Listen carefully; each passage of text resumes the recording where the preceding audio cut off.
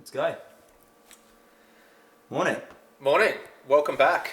This is season 2 of the Sub.220 Marathon project.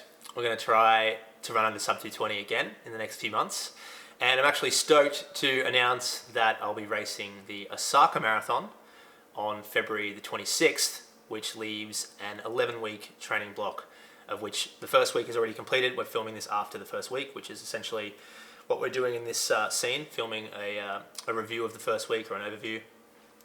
And before we get into it, I want to thank the sponsors of this series. Obviously, it wouldn't be coming to YouTube without the sponsors, and I'm super stoked to have 4 sponsors on board for this series. Soar Running, once again, has come on board as the main sponsor of this video series. My favorite racing and training apparel brand. I'll be wearing their gear all throughout the series and in the race as well. So huge thank you to Soar. Top for Running are also sponsoring the series again. I'm doing some shoe testing straight off the bat this time. I'll quickly run through actually what I'm testing so that you know what's coming. And I've already tried quite a few of these shoes. We've got the Adidas Solar Boost. They're all right so far. I mean, I'm actually not going to do a full review here, but I'll just have a quick one for what I have actually tried. A little heavy, but not a bad shoe to do easy runs in. The Primex, the illegal in a sense of over 40 millimeters, but you can still train in them and even race in them if you're not a professional. We'll talk about that later. Great training tool, very good. We have the New Balance Fuel Cell Elite. Haven't tried them yet, but they will. We'll be trying them very soon. The On Running Cloud Boom Echo. Haven't tried this specific pair, but have used them in the past. I'll review them very soon. Nike Tempo Next Percent. Huge fan. We'll talk more about that soon, so I'll do a full review in the next few episodes. And this is really interesting. Bought them for the first time this morning. The Asics Super Blast. I think it's already potentially one of my favorite shoes. Very similar to the Invincibles, maybe even lighter, but yeah, huge fan. So thank you to Top for Running for coming on board as our shoe sponsor. And 2 more, Precision Fuel and Hydration. I'll be using their gels and electrolyte drinks and supplements throughout the series, and also Pillar Performance, based out of Australia, who are expanding into Europe and the US now. Jan Frodeno is an investor and a user of their products, and yeah, I've been speaking to them and using their products lately, and a huge fan as well. I'll talk about their products more in future episodes. But yeah, thanks Charlie for covering the series, and 1 week down already. It's Tuesday after the first week, and yeah, I guess I'll get into the training week, and throughout this video you'll see a couple of scenes of, well, you'll see a full scene of one of the training sessions that I did, and also bits and pieces from a long run I did on Sunday, which was actually a full marathon, and we'll talk about that soon.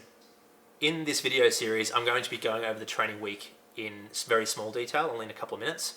But I'm going to be doing a long form review of each training week via a podcast link that's available only to YouTube members and Sweat Elite subscribers. So you will see the link to that in the description of this video. That'll be about a 20 to 30 minute full breakdown of the training week. I'm just going to go through it very quickly here. Charlie will interject with some questions or some comments. So so I'm going to keep these quite short and brief. And if you're interested in seeing and learning about the entire training and the reasons why I'm doing everything and splits and all these things, then you'll need to join as a YouTube member or a website subscriber to gain access to that podcast feed. All right, so the training week started on Monday, December the 12th. I did a 20-mile run. Now, I must first say I'm coaching myself through this build with some advisors. So Rick Rojas will advise me. I've decided to do my own planning mostly because I'm traveling a lot and I would like to keep it a little bit unstructured. I feel like I've learned so many lessons over the last 5 years, and I hope to be able to apply all those lessons and get myself into sub-220 shape by end of February, which is when Osaka is, February 26th. I'm basically coaching myself with some advisors, and I did a 20-mile run on Monday on the 12th of December, because the day before I was supposed to run Telford 10K and I pulled out. I started the race and pulled out because I had some asthma issues from traveling. I've had asthma my whole life. I went from 30 degrees to 0 degrees to 17 degrees to 0 degrees over the last few months, moving from Abu Dhabi to Spain to UK, and this flares up the asthma. So I pulled out, and so the next day I did a 20-mile run, just easy on the treadmill, because my asthma was still bad, and and also I didn't want the full impact of the road. So 32.2k at 4:19 per k. I stuck to the treadmill the following day and did a treadmill run of 10k in the morning. Still very icy outside. In the evening, Charlie came around and did a workout on the treadmill next to me, and I did another easy 7.4k run. Then the next day, we filmed a workout where I did a treadmill session because it was still icy, so you'll see that very soon. I did a 15-minute warm-up, 2 sets of 3k threshold, 2 minutes rest, 5 400s, and then with 1 minute between each 400, and then a 3-minute rest between the sets. So 3k, 5 400s, 3k, 5 400s. Full breakdown of that in the podcast. So yeah, that was a good workout on the treadmill for sure. The following day, 10k in the morning. The following day I took off, because I travelled to Italy to see my friend and to help him in the Pisa Marathon later that week. So I took the 15th off. On the 16th I did 10k in the morning and 10k in the evening. And then on the Saturday, the 17th of December, just a 34-minute run, 8k at 4:13 per k, basically as a sharpen up for my friend Mattia, who was doing the marathon the following day, aiming for a sub 2:38. So I went into the Pisa Marathon planning to pace him at 3:43, 3:42 per k to try and run under 2:38. And I didn't actually have a firm plan as to how far I would go in the race. I figured I'd probably go 35 to 37k, but I actually thought that my muscles would start cramping at some point because I hadn't run over 30k on road prior to this. Of course, I did the treadmill run of 32.2, but that's not the same impact. But surprisingly, I ran all the way to the finish pretty comfortably in 2:36. A little bit unexpected. I will say I had 6 of these Precision Fuel and Hydration gels, 3 of the caffeine ones and 3 of the regular ones. Huge deal. I mean, I really like these gels, but you could have had any gel to do to fuel like that. The more I'm learning about the marathon, the more I'm realizing that fueling is just such a big deal. And it sounds crazy to say this, but I think I could have kept running for a while, probably to 50k, purely because I was just fueling constantly. I also ran with a bottle in my hand of Precision Fuel and Hydration electrolyte, and I was taking in probably 100 grams of carbs an hour or more. So I was just completely carved up the whole way. And towards the end, I'm not saying it was easy by any means. It was a steady run, probably a 7 out of 10 effort, but I could have kept going for a while more because of the way I was fueling. However, if I'd stopped fueling at that point, I probably would have found it hard 5k later. So full marathon, 2:36. Technically, I must say that I actually, according to the Pisa Marathon website, I ran 2:37. Mattia stopped for 50 seconds at the 18k mark to go to the toilet, and I stopped my watch. So I stood still for 50 seconds. So technically, I did run 2:37, but I stood still with him for 50 seconds, and I don't really care about what my time is here. It's just a steady long run. But I stopped for him 50 seconds. So yeah. So technically a 2:37 marathon, but I wasn't even really thinking when he stopped. I just stopped my watch. Hey Charlie, here we are, season 2. We'll try again for the 4th time to break 220. And we're on the treadmill today, which is not what we planned, but it's just what we're dealing with. It's very cold outside, and that's not the problem, it's that it's icy. So that's why we're filming it here, but you were actually just talking off camera before how there's probably quite a lot of benefits to training on the treadmill. We'll talk about that soon, but here we are, season 2, Sub 220 Marathon Project Series. Looking forward to getting started. Got any questions for me, Charlie? What are we starting the block out with? What's the first workout of the block? Yeah, okay, so we're doing a workout today that was going to be outside, so it's going to be 2 sets of the following. So 3k tempo, threshold, I'll probably go around 3:12 to 3:15 pace. And then 5 400s. So 3k, 5 400s twice through. So a threshold, and then the 400s will be at sort of VO2 max, 70 seconds, 69 seconds, something like that. After the 3k, I'll take 2 minutes, and between the 400s, I'll take 1 minute. And then between the sets, I'll just take 3 or something like that. It's not really very important between the set breaks. So lots of lessons learned from last time. And this is going to be a different one because no altitude. Well, there will be Kenya, for 3 weeks, but I'm not going to be at altitude the whole time. Bit of treadmill running, and yeah, a lot of support from Precision Fuel and Hydration with fueling, and I'm learning a lot in that space. So yeah, looking forward to sharing the whole journey with you guys once again. Nice, let's get started. Cool, let's do it. What are the shoes that we're warming up in? These are Adidas Solar Boost. I'm really enjoying these actually. They're just a solid neutral shoe, and I quite like them. You know, it's like, I think there's huge pros to wearing super shoes a lot. They help recovery, they're fast, you're always going to be feeling confident in your running, but I also think that there's a small effect to using them only occasionally, and I try to do that just so it gives you that extra boost on race day as well. If you're training in them every day or running them a lot, you don't get that little advantage on race day mentally, so I'm trying to use these for quite a lot of the block.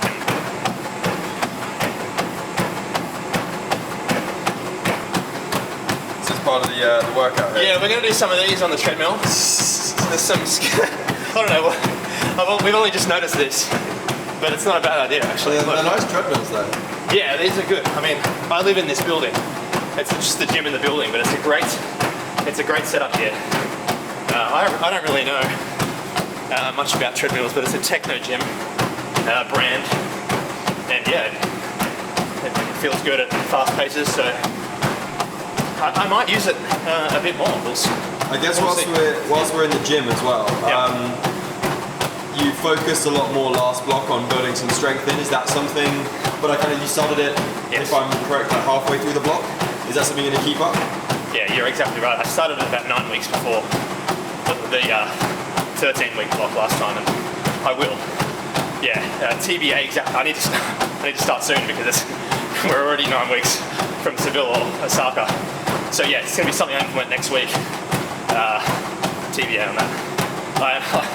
I'm going to be honest with you, just the travelling around has made it a bit hard to be consistent with these things. So I need to plan properly ahead with that, because we're going to be, Charlie and I will be in Kenya 2.5 weeks, taking the Sweat Elite training camp. I'll be in Portugal after that for a bit. I'll go through that later, but to answer the question, coming soon.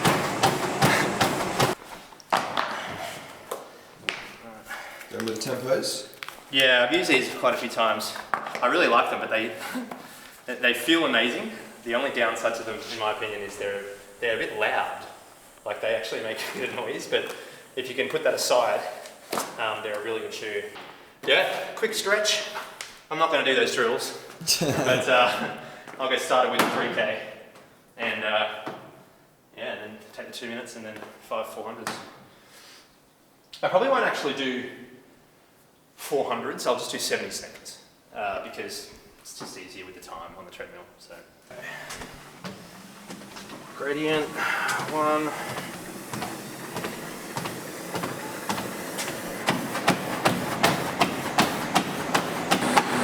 Starting at 70 meters, so I'll go to 3K and 70 meters.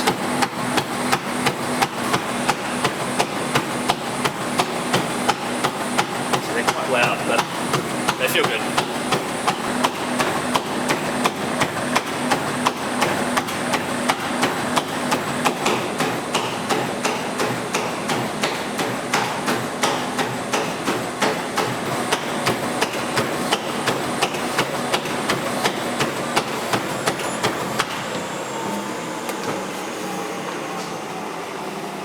Yeah, I reckon that was good, but I'll go a little bit faster next one. 310, 312. So 2 minutes rest done. Yeah, I'm going to be slightly over because I didn't realise the treadmill completely reset. That's all good. I thought I was able to pause it, but we're all good.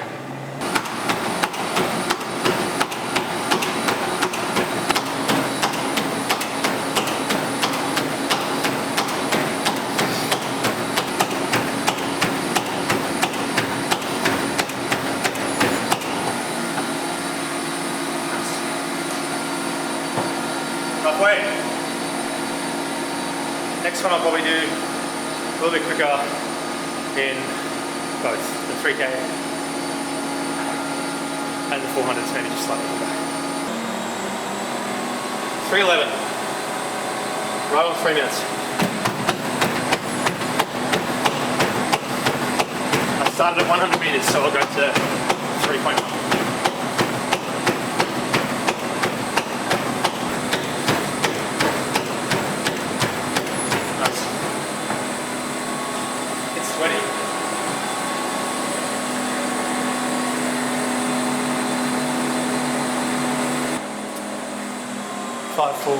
5 by 70 seconds. And then we're done. 5 by 70 seconds. We'll go about 2:48 pace, sorry.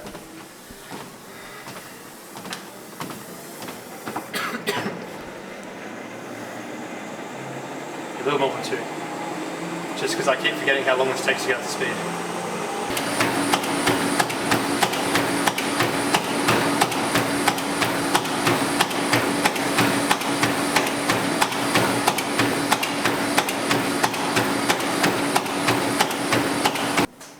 Okay, last rep? Yes, last one. So we've been 2:48 pace for the first 4. It's starting to get pretty hard now actually. That's like 67 per 400. And that last one was actually pretty hard. We'll be right. Okay.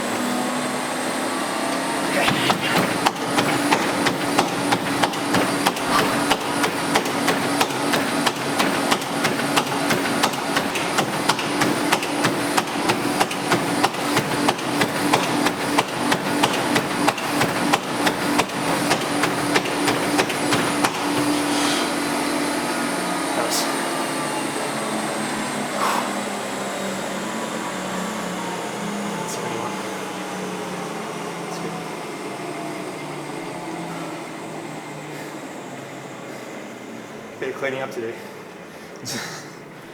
Anyways, that was good. Perfect way to start the build. I mean, technically I started on Monday, right? We did 20 miles, but first hard one. But can you talk through sort of your idea behind why you would run a marathon in training for a marathon? Obviously you can't do that every weekend. And how did you sort of justify that in your training block so it doesn't sort of overcook it too early on? Yeah, it's a good question. I mean, a marathon is 42.195k or 26.2 miles. Now, for whatever reason, many people seem to think that a 41k run is fine, but a 42.2k run is this whole other big deal. Now, yes, a marathon is a big deal. It's a long way and it's tough on the body. But at the end of the day, one new approach I'm taking to training this time around is to run a lot more to feel than to paces or distances. Now, you have to keep them all in mind and you have to juggle them all and have a happy medium balance. But I went into this long run, Pisa Marathon, thinking I'm going to go until I don't feel right anymore, until I just genuinely feel like I'm redlining, and then I'm going to stop. I'm also going to continue until my muscles cramp, and then I'm going to stop. And neither of those things happened. I didn't redline and I didn't cramp. So I just continued. And even at 40k, I remember thinking, this is actually a bit more comfortable than I thought it would be. And we had perfect weather as well. So if you're fueling constantly, you've got good weather and you're way off your threshold. As long as you're fueling well, you can continue for a while until your muscles just give up. And my muscles just didn't give up. So nice. Just went to the end and yeah. So what's this weekend's marathon? Which one are you doing this weekend? No marathon this weekend. I mean, I'll probably do at least one more, maybe 2 more full marathons in training. In the lead up. I just think that we all have different approaches to the marathon, but all my best marathons I actually did really over distance runs in the lead up.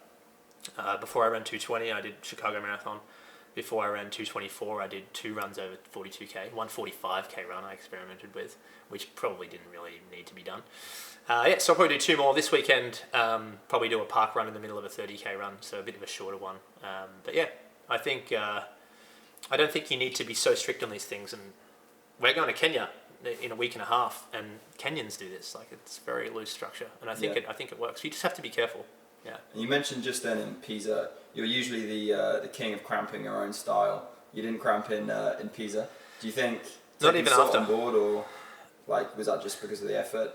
Also, I guess for this block, it's only really when you've been going all out redlining in a marathon that it happens. Yeah. How do you think you're going to address that this time around? Yeah. Because it happened again in Berlin, right? It did, yeah.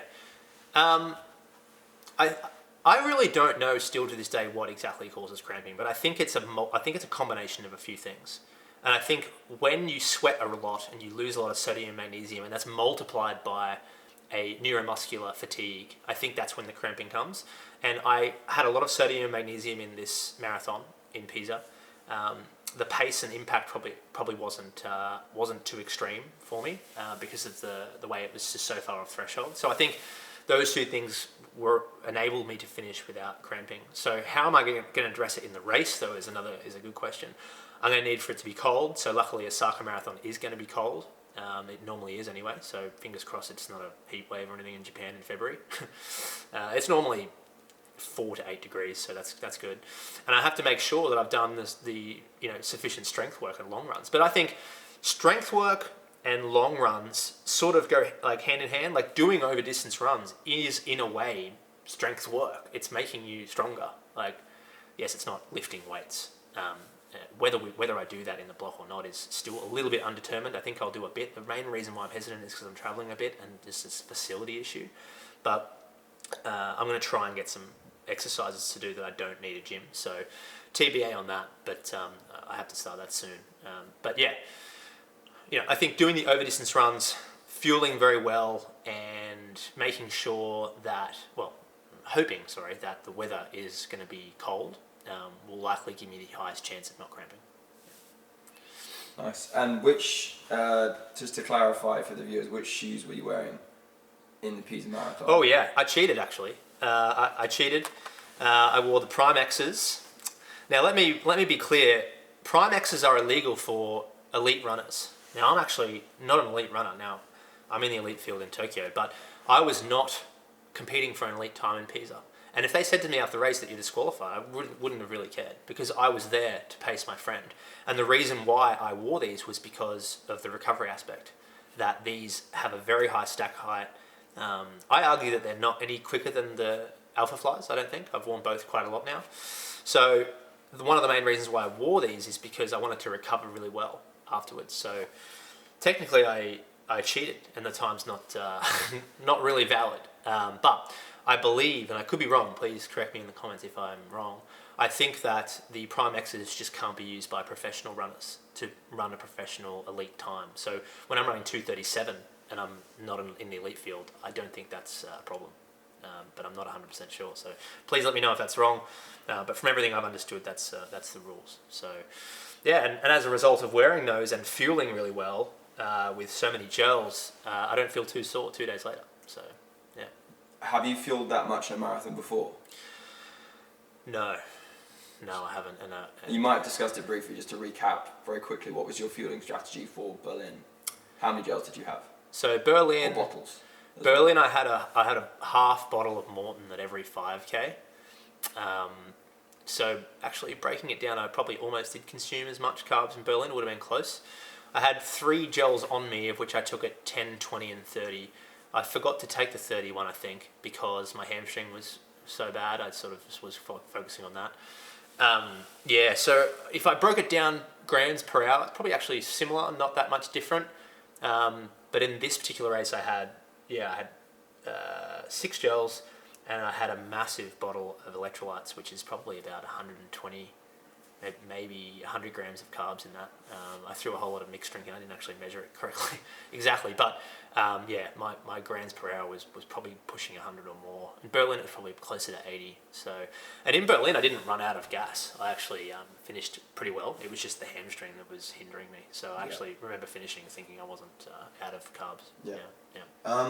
You mentioned in the workout on Tuesday that you're going to try a few different things. You just mentioned one of them there about trying not to stick to like Strava mileage and chasing mileage, etc. What are sort of a few of the key things that you're going to do differently this time round? Because I think you've kind of done 2 blocks now, almost doing a similar thing. So I guess you can't do the same thing and expect different results, right? So what are you going to change this time to make sure that you fix some of those issues? Well, I'm actually going to go into detail about this in the podcast because this is going to be a good 10-minute answer, but I'll give you a short answer. The podcast for the members. But I think ultimately I've learned recently that when I fixate on mileage and data and I get really, really smart about it, I think it doesn't do me any favors. I actually think it makes me worse. It makes me stress more, it makes me anxious in the race. Why isn't my pace this? Why isn't my heart rate that? And I think getting away from all that is actually a good thing. And Kenya and Ethiopia are really big lessons there because they have no idea about this stuff. They just run. Most of them have a stopwatch. They don't really care about pace that much. And I think that when I ran 220 and all of my best 10K times and 800 meter times and all my PBs, in the lead up to all those, I wasn't really focused too much on those things. I say it all the time that before I ran 220, my mileage was about 110k a week, just under 70 miles. And I wasn't caring about those things. In the last block, I got a bit carried away with all that stuff, and I just don't think it helped me. So I'm going to use Strava because I want to share the journey, and I want everyone to see what I'm doing. And I also want to be able to look back on my own journey and go, okay, that's what I did here, and that's what I did there. So I'm still going to use Strava. And I'm still going to use my watch, but I want to take a little bit of a step back from analysing too much. In these podcast episodes that members can access, yes, I'll dive into details, but that's purely, again, because I want to share what I'm doing. So I will do a bit of analysis there for sure, but ultimately, internally, for me, I don't want to sit there and go, much like the way I approach the marathon on the weekend, I don't want to sit there and go, I'm doing this exact pace for this exact distance. I want to listen more to how my body is responding to it and what I'm able to do, and not put limits on myself. Because, before I ran 220, 6 weeks before the race, I didn't have a goal. And then I ran a 4x5k workout, 3x5k workout that indicated that I might be able to run under 220. I did a 2x10k workout that indicated I'd definitely be able to run under 220. And then that adjusted my goal for the next workout of 4x5k that I did 10 days before, where I averaged something like 16:10 at altitude. And then I decided to go for sub 218. And that was mainly because I didn't have a fixed plan. It was more of a loose idea of what I wanted to do. And I was on 218 pace until 38.5k when I started cramping. So I think I had the aerobic capacity then to maybe go 218. Yeah. My muscles couldn't do it. So, yeah. And we personally spoke briefly about this. We've called it the sub 220, chasing the sub 220 series. Yeah, I was hesitant about it. But just from what you said there, you can't expect to run sub 220 just because you got close before. You kind of, you got to, I guess, restart. It's called the Sub 220 project because the first season was called that, and secondly, I do want to run the 220, right? That's going to be a PB. Yeah. But I want to keep that a little bit open and loose, and if I get to the race and I feel like I'm in better shape than that, then I'm going to go for faster than that. Yeah. It's really that simple. And if I get to the race and I'm not in that good shape because of whatever reason, I have travel fatigue or I get sick or I get injured, then I have to readjust. That's just the project name. That is what I want to do, but that may change. I'm not going to be too firm and strict on that. In fact, I hope that I'm actually going to be aiming for faster in the race. Nice. Yeah. I guess lastly, are you confident, coming into this block again for the third or fourth time, chasing 220? I think I'm certainly not confident. Put it this way, I've learned so many things that don't work that I feel like I'm in a good position now to implement what does work. And I can't forget about when I ran 220 and what worked for me there. It wasn't high mileage, it wasn't analysing, it was keeping it quite loose and quite unstructured and running to feel a lot of the time. I was so busy filming and even travelling around the US at that point that I want to learn from that experience and do it again. And I also managed in that block to get quite light. I was actually a few kilos lighter than I am now, and I want to try and get back to that point without forcing it either. So we'll talk more about that in the next few episodes. Going to Kenya alone will help that because low calorie diet, very high calorie burning at altitude. So we'll talk about that in the next few episodes. But I want to get back to that point because I was in 218 shape then. And you can see on my Strava if you go back to that race. I was running to 218 pace until about 38. And then I suffered some pretty severe cramps at the end, which I lost 2 minutes. So I have to get up, and I don't think, before Berlin, I don't think I was really fitter.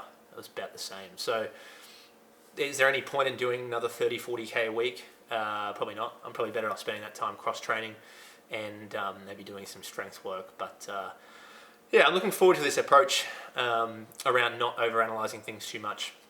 But the main reason why I want to do the podcast, even though I'm sort of contradicting myself in a way that I am going to analyse it there, is because I want people to learn from my own lessons. I want people to learn from what I've failed at, what I've done wrong, and what I think you have to do in able to run a good marathon. So that's the point of the podcast. It's not to overanalyze my training.